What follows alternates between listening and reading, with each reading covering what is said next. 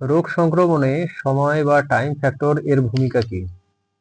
What is the role of time in disease infection? সময় রোগের বিকাশে একটি গুরুত্বপূর্ণ উপাদান। Time is an important factor in disease development. সংক্রমণ সাধারণত নির্দিষ্ট মৌসুমে বেশি হয়।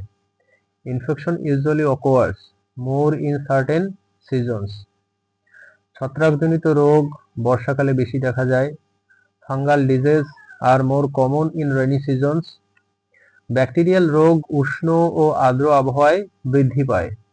Bacterial disease thrive in warm and humid weather. ভাইরাসজনিত রোগ প্রায়ই গ্রীষ্মকালে বিস্তার লাভ করে।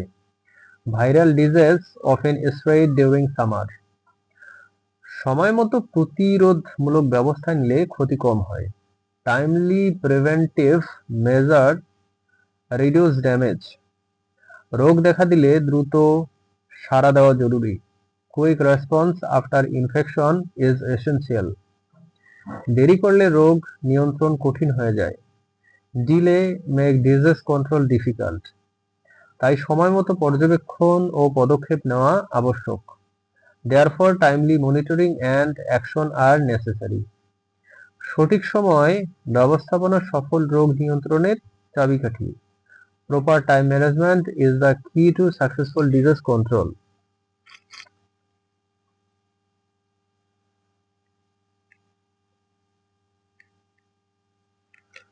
রোগ চক্র বলতে কি বোঝায়?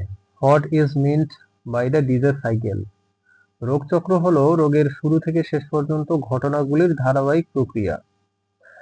The disease cycle is the continuous sequence of events from the beginning to the end of a disease.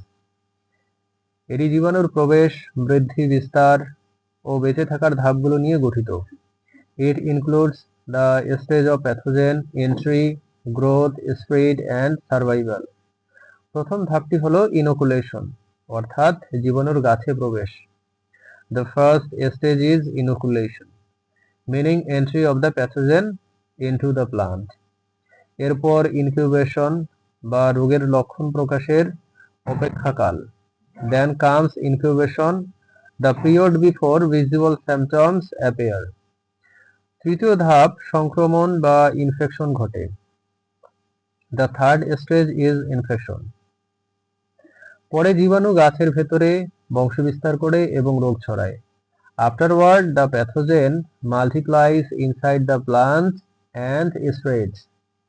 পরবর্তী ধাপ হলো পুনরুৎপাদন বা প্রজনন। The next step is reproduction of the pathogen. শেষে জীবাণু প্রতিকূল সময়ে বেঁচে থাকার উপায় খুঁজে নেয়। Finally, the pathogen finds a way to survive during unfavorable conditions. এই পুরো প্রক্রিয়ায় এক ফসল থেকে আরেক ফসলে রোগের চক্র চালিয়ে রাখে। This whole process maintains the cycle of disease from one group to another.